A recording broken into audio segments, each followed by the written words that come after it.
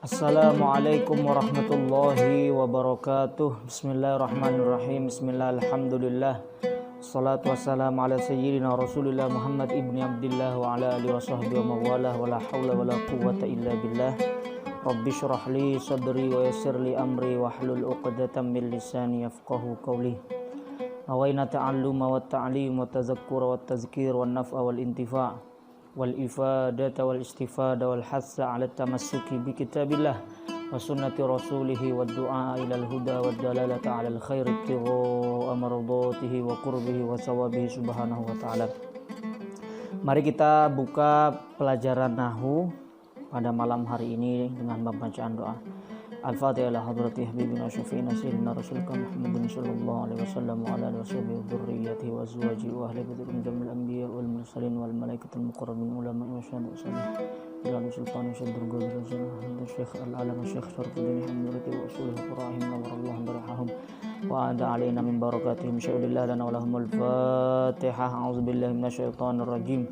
Bismillahirrahmanirrahim. Alhamdulillahirabbil alamin arrahmanirrahim maliki yaumiddin iyyaka na'budu wa iyyaka nasta'in ihdinas siratal mustaqim siratal ladzina an'amta 'alaihim ghairil maghdubi 'alaihim waladdallin amin. Bismillahirrahmanirrahim. Allahumma iftah 'alaina futuhal 'arifin bi hikmatika wa ansur 'alaina rahmataka wa dzakkirna ma nasina wa yadhilna. Allahumma nawwir qulubana bi nuri hidayatika wa nawwirtal arda bi nuri syamsika abadan abadan bi rahmatika ya arhamar rahimin.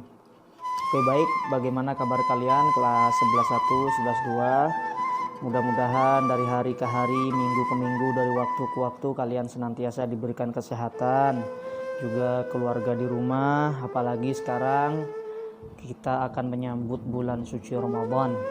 Mudah-mudahan bersamaan dengan datangnya bulan suci Ramadan, Allah Subhanahu wa taala mengangkat segala macam penyakit, segala macam bala, segala macam musibah dari negeri kita Indonesia dan tentu saja negeri-negeri yang lain di dunia ini, amin ya rabbal alamin. Pertemuan nahwu kita pada malam hari ini akan melanjutkan marfu'atul asma. Alhamdulillah di pertemuan sebelumnya kita sudah tuntas membahas 3 dari marfu'atul asma. Maka sebelum itu saya ulangi dulu bahwa marfu'atul asma atau isim-isim yang dibaca rofa, kedudukan-kedudukan yang dibaca rofa itu ada 7. Yang pertama adalah fa'il, yang kedua naibul fa'il, yang ketiga adalah mubtada, yang keempat adalah khabar, yang kelima adalah isimnya kana, yang keenam khabarnya inna, dan yang terakhir adalah at-tawabi'. Kita sudah membahas secara tuntas tentang fa'il, naibul fa'il, kemudian minggu lalu kita sudah tuntas membahas mubtada. Maka di pertemuan malam hari ini kita akan membahas yang keempat, marfu'at yang keempat, yaitu khobar.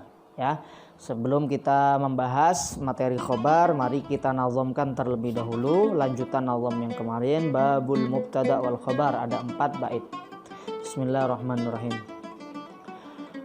Wa mufradan wa ghairahu ya'til khabar fal awwalul lafzul ladzi fin nazmi mar wa ghairuhu fi arba'in mahsuru la ghairu wa hiya dharfu wal majruru wa fa'ilun ma fi'lihi alladzi sadar wal mubtada ma'ma lahu minal khabar ka anta indi wal fata bidari wabni qarawada abuhu qari. Oke, langsung kita masuk pembahasan tentang al-khabar. Kita tahu khobar adalah, pada pertemuan sebelumnya, khobar itu sendiri adalah penjelas dari mubtada. Maka saat ngesahi atau saat maknani kitab kuning, kalian semua sudah mempraktekkan ini. Khobar disimbolkan dengan huruf kha yang berarti memiliki arti iku. Nah itu ya, memiliki arti iku. Yuk kita bahas nazamnya.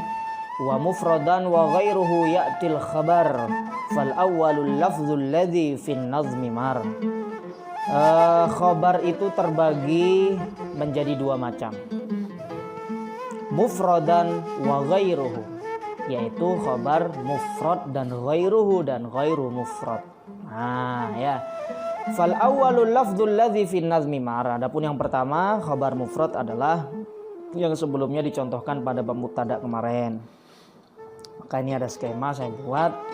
Khabar itu terbagi menjadi dua, ada khabar mufrad, ada khabar ghairul mufrad. Yang penting untuk dicatat di sini, nah ini penting untuk mengetahui istilah khabar mufrad. Kata mufrad di sini bukan lawan kata dari tasniyah, bukan lawan kata dari jamak. Kita kan sebelumnya di bab-bab sebelumnya ketika diucapkan lafadz mufrad, maka yang terbersit di benak kita mufrad itu adalah isim yang menunjukkan satu. Berarti dia lawannya dari tasniyah yang menunjukkan dua dan lawannya dari jamak lebih dari dua. Nah, khusus di bab khobar ini ketika diucapkan kata khobar mufrad, maka bukan mufrad yang dimaksud di isim mufrad, tetapi mufrad yang dimaksud di sini adalah lawan kata dari ghairul mufrad. Apa kata mufrad? Arti dari kata mufrad yang dimaksud dalam bab khobar, yaitu khobar mufrad adalah khobar yang terbentuk dari satu kata. Ingat, acuannya adalah jumlah katanya. Ketika khobar itu hanya terdiri dari satu kata, maka dia disebut dengan khobar mufrad. Baik dia berupa isim mufrad seperti kitabun, jamilun, atau berupa isim tasniyah, jamilani misalnya, atau berupa isim atau berupa jamak, ya. Ingat, jadi yang ketika diucapkan lafadz mufrad dalam khobar, acuannya adalah jumlah kata dari pembentuk khobar itu, gitu ya.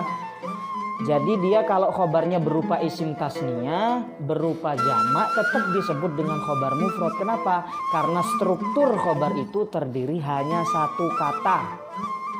Ya, jangan dipahami bahwa khobar mufrad itu berarti kalau isim tasniyah bukan mufrad. No. Ya, dimaksud mufrad di sini adalah khobar itu terdiri dari satu kata, baik dia berupa isim mufrad, berupa isim tasniyah maupun jamak, dan itu contohnya di minggu-minggu yang kemarin. Sekarang yang akan kita perluas di sini adalah khobar yang ghairul mufrad. Apa itu khobar yang ghairul mufrad? Secara singkat adalah khobar yang terbentuk dari rangkaian dua kata. Oke, next. Yuk kita ulangi lagi. Al khobarul mufrad, khobar yang mufrad. Ini ulangin contoh yang minggu lalu. Huwa nasyitun. Huwa di sini adalah mubtada yang berupa dhamir munfasil. Nasyitun adalah khobarnya. Anti tawilatun. Antuma tabibani. Perhatikan, antuma adalah mubtada, ya, mubtada yang berupa dhamir munfasil fi mahalli raf'in. Kemudian tabibani adalah khobarnya. Bentuknya apa di situ? Isim tasniyah. Dia disebut khobar apa? Khobar mufrad. Kenapa? Karena jumlah katanya satu. Begitu juga contoh seterusnya. Nahnu musawwirun. Musawwirun disebut khobar mufrad karena jumlah katanya satu. Dia tidak, meskipun dia bentuknya jamak mudzakkar salim, tapi dia disebut dengan khobar mufrad. Dan begitu pula seterusnya, ya. Jadi acuan di dalam khobar ini bukan maknanya, tetapi struktur katanya. Kalau satu kata dia disebut dengan khobar mufrad meskipun bentuknya tasniyah dan jamak. Lanjut. Wa ghairuhu fi arba'in mahsuru la ghairu wa hiya dzarfu wal majruru wa fa'ilun ma fi'lihi alladhi sadar wal mubtada ma'malahu minal khabar.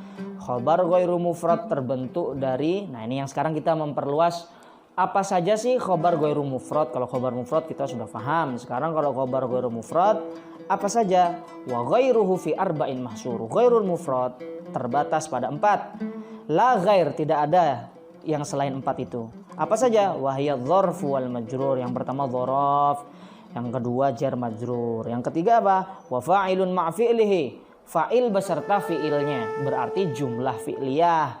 Wal mubtada ma'malahu minal khabar. Kemudian yang keempat adalah mubtada dan khabarnya, berarti berupa jumlah ismiyah. Di sini saya buatkan tabel.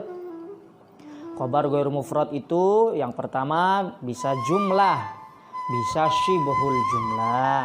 Kalau jumlah, kalau dia terdiri dari mubtada khobar disebut dengan jumlah ismiyah. Kalau terdiri dari fi'il dan fa'ilnya maka nanti jumlah fi'liyah. Kalau yang syibhul jumlah terdiri dari dua, dzaraf wal madruf dan jar dan majrur. Yuk sekarang kita mulai dari khobar yang terdiri dari jar dan majrur. Contoh yang pertama, al-ummu fis suqi. Al-ummu di situ adalah mubtada ya, marfu wa alamatu raf'ihi dhammah dhahirah li annahu ism mufrad. Fis suq fi harfu jarrin mabniyun as-sukun la mahalla lahu min i'rab as-suqi majrurun wa alamatu jarrihi kasrah dhahirah li annahu isim mufrad. Wal jar wal majrur, nah begitu cara narkibnya nanti. Susunan jar dan majrur di sini adalah fi mahalli raf'in khabarun. Gitu ya. Contoh yang kedua, al-qalamu wal kitabu 'alal maktabi. Kita fokus al-qalam wal kitab. Wal qalam sana sudah jelas mubtada, wal kitab diatofkan, kemudian 'alal maktabi. Pulpen dan buku 'alal maktabi itu ada di atas kitab. Nah, sekarang ala bagaimana cara ngi'rabnya? Ala itu harfu jarrin mabniun ala sukun ala mahallah min al-i'rab al-maktabi majrur wa alamatu jarrihi kasrah li annahu isim mufrad. Jar dan majrur alal maktab di situ fi mahalli raf'in khabarun. Contoh yang ketiga, at-talamidzu minal qaryati. Minal qaryati di situ terdiri dari huruf jar yang berupa min dan isim majrur. Isim yang majrur berupa al-qaryati. Susunan jar dan majrur minal qaryah fi mahalli raf'in khabarun, menempati posisi rafa karena dia berposisi berkedudukan sebagai khabar. Contoh sekarang khabar yang dari dzaraf wal madruf. As-suratu fawqal maktabi. Foto ada di atas meja. As-sa'atu janibal babi. Jam itu ada di pinggir pintu. At-talamizu wara'al madrasati. Para murid berada di belakang gedung sekolah. Perhatikan kata yang bertinta merah, fauqal maktabi janibal babi wara'al madrasati. Fauqa, janib, wara'a itu semuanya adalah dzaraf ya, karena menunjukkan tempat. Nah, dzaraf, perhatikan, dzaraf itu i'rabnya adalah nasab ya. Ingat-ingat, dzaraf itu dibaca nasab. Fauqa, janiba, wara'a. Jadi dzaraf itu nanti berfungsi sebagai mudhaf yang setelahnya sebagai mudhaf ilaih. Berarti fauqa itu kan dzaraf mansub wa alamatun nasbihi fathatun dhahirah li annahu isim mufrad wa huwa mudhafun wa al-maktabi mudhafun ilaih majrur. Dzaraf dan madhruf fi mahalli raf'in khabarun. Nah, dzaraf dan madhrufnya di sini berposisi atau menempati posisi rafa karena dia kedudukannya sebagai khobar, dan begitu juga seterusnya. Janibal babi juga seperti itu, waro al madrasati juga seperti itu. Selesai. Sekarang kita masuk khobar yang berupa jumlah ismiyah. Kalau jumlah ismiyah berarti khobar itu sendiri terdiri dari mubtada dan khobar. Perhatikan. Hadzat thalibu ustazuhu jamilun. Itu ya. Hadzat thalibu itu mubtadanya. Sekarang kalimat setelahnya ustazuhu jamilun adalah khobarnya. Di sini khobarnya bukan khobar mufrad karena katanya lebih dari satu. Apa dong? Ternyata setelah disusun ustazuhu jamilun membentuk jumlah ismiyah. Kenapa? Karena khobar itu sendiri terdiri dari mubtada dan khobar. Ustazuhu itu mubtada, jamilunnya adalah khobar. Maka khobar yang terdiri dari jumlah ismiyah seperti ini disebut dengan khobar jumlah ismiyah. Khobar ghairu mufrad yang berupa jumlah ismiyah. Hadza talib, murid ini, ustadzu jamilun, ustadznya ganteng. Berarti yang ganteng bukan muridnya tapi ustadznya. Nah, begitu, gurunya yang ganteng. Contoh yang selanjutnya, Marwah sadiquha minal qaryati. Marwah utawi Marwah gitu kan, iku sadiquha minal qaryati, iku utawi temennya Marwah iku minal qaryati. Sodikuha minal Qorya itu sendiri yang berupa khobar dari marwah berupa jumlah ismiyah karena dia terdiri dari mubtada dan khobar. Itu harus dipahami ya.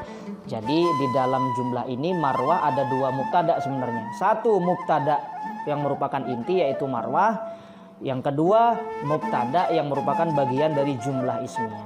Ya, maka nanti ketika mengirob contoh yang pertama misalnya hada thalibu ustaduhu jamilun wal jumlah gitu ya, jumlah ismiyah ustaduhu jamilun itu nanti fi mahalli raf'in khobarun. Contoh yang terakhir al muslimuna rabbuhumullah. Al muslimuna itu mubtada, khobarnya mana? Rabbuhumullah.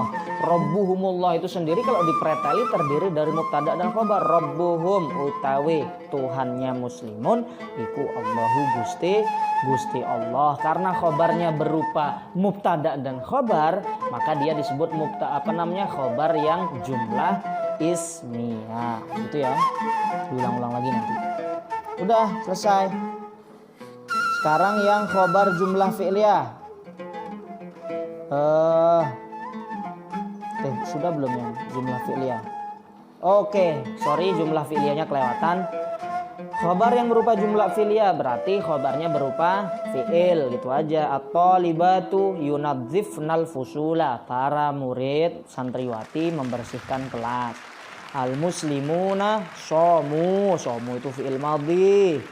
Kenapa mabniun ala dhamm? Kenapa? Karena bersambung dengan wawu jamak fi ramadhana.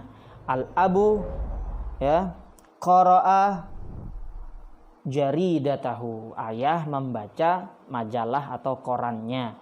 Yunadzifna somu dan qara'a itu berupa fi'il. Setiap fi'il pasti memiliki fa'il, sehingga khobar yang berupa fi'il dan fa'ilnya disebut dengan khobar jumlah ismiyah. Yuk kita simpulkan dulu yuk. Kesimpulan dari materi kita minggu lalu dan yang sekarang. Apa kesimpulannya? Pertama, mubtada dan khobar wajib dibaca rofa. Wajibun fardu ain. Mubtada harus terbentuk dari isim ma'rifat, baik isim zahir atau isim dhamir ya. Kita tahu isim ma'rifat yang ada 6 itu. Ada yang masih ingat nggak isim ma'rifat apa saja? Ada isim yang ada alnya, isim alam, dhamir, mausul isyarah, dan isim yang dimudhafkan kepada yang ma'rifat. Intinya mubtada itu tidak boleh nakirah, harus berupa isim ma'rifat. 3. Yang merofakkan mubtada adalah amil maknawi. Sedangkan yang merofakkan khobar adalah mubtada. Yuk, kemarin saya sudah bahas. Setiap isim yang dibaca rofa pasti memiliki amil atau faktor penyebab dia dirofakkan. Kita ulang satu persatu. Fa'il apa yang merofakkan? Yang merofakkan fa'il adalah fi'il mabni maklum sebelumnya. Naibul fa'il apa yang merofakkan? Fi'il mabni majhul sebelumnya.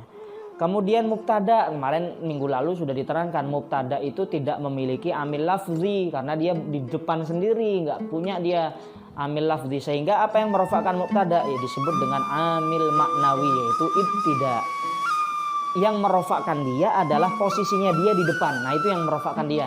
Tidak ada amil lafzinya tapi ada amil maknawi. Posisi di depan itulah yang membuat mubtada dibaca rofa. Sedangkan khobar, apa yang merofakkan khobar? Nah, kalau yang merofakkan khobar adalah mubtada. Selanjutnya, khobar terbagi menjadi dua macam, mufrad dan ghairu mufrad. Khobar mufrad adalah khobar yang terbentuk dari satu kata dan sesuai dengan mubtada. Ingat ya, khobar mufrad adalah khobar yang terbentuk dari satu kata. Jadi jangan memahami khobar mufrad sebagai isim mufrad. Pokoknya dia satu kata, baik berupa isim mufrad, isim tasnya maupun jamak, satu kata. Dan harus sesuai, ingat aturannya minggu lalu, yang namanya khobar itu sesuai dengan mubtada dari segi gender dan jumlahnya. Kalau khobarnya mu'annas, maka kalau mubtadanya mu'annas, khobarnya mu'annas. Kalau mubtadanya muzakkar, khobarnya muzakkar. Kalau mufrad ikut mufrad tasnya, ikut tasnya jamak pun ikut jamak. Aturan yang minggu lalu jangan dilupakan. Sekarang khobar yang ghairul mufrad terbentuk dari rangkaian dua kata, yaitu jar majrur. Jar majrur itu huruf jar dan yang dimajrurkan kan dua kata tuh. Dzaraf madruf, ada huruf dzarafnya ada dzarafnya dengan yang dipasangkan dengan dzaraf, dua kata. Kemudian fiil dan fa'il atau fi'il dan naibul fa'il, dan yang terakhir adalah mubtada wal khobar. Alhamdulillah. Dengan berakhirnya materi khobar, maka kita sudah tuntas PJJ online di semester ini. Nggak tahu apakah kitab Imrit ini akan dilanjutkan. Yang jelas kita sudah tuntas membahas marfu'atul asma. Sebelum saya tutup, pesan saya adalah marhaban syahrul Ramadan. Mari kita sambut bulan suci Ramadan dengan penuh kebahagiaan ya. Dengan penuh kebahagiaan, meskipun harus stay at home, tetap jaga semarak Ramadan dengan ibadah di rumah bersama keluarga, tadarusan di rumah. Dan insya Allah sebagai informasi buat kalian, insya Allah selama bulan Ramadan saya akan live streaming setiap jam 1 ya, jam 13.00 waktu Indonesia bagian Barat, live streaming di fanspage Facebooknya Sakofa. Insya Allah saya akan mengaji pasaran, membacakan kitab karya salah satu ulama Syria, Syekh Said Muhammad Ramadan Al-Buti, yang berjudul Al-Hubbu fil Quran wa Daurul Hubbi fi Hayatil Insan ya. Buku ini akan membahas tentang konsep cinta di dalam kitab suci Al-Quran. Menarik buku ini sebenarnya karena dia membahas satu tema yang betul-betul akan selalu relevan buat siapapun ya. Kitab ini akan membahas panjang lebar tentang bagaimana Islam mengajarkan cinta, baik cinta makhluk kepada Allah, cinta Allah kepada makhluk, dan cinta makhluk kepada sesama. Barangkali yang nanti ada waktu setiap habis zuhur bisa ikut gabung. Mudah-mudahan menjadi ilmu yang bermanfaat. Al-Fatihah. A'udzubillahi minasyaitonirrajim. Bismillahirrahmanirrahim. Alhamdulillahirabbil alamin. Rahmanirrahim. Maliki yaumiddin. Iyyaka na'budu wa iyyaka nasta'in. Ihdinas siratal mustaqim. Siratal ladzina an'amta 'alaihim ghairil maghdubi 'alaihim waladdallin. Rabbi fanfa'na bi barakatihim wahdinal husna bi hurmatihim wa amitna fi tariqatihim wa mu'afati minal fitani ya Rasulullah salamun alaik ya rafi'a syani wad daraji atfatan ya jiratal alami ya uhailal judi wal karami wallahul muwaffiq ila aqwamit thoriq. Assalamualaikum warahmatullahi wabarakatuh.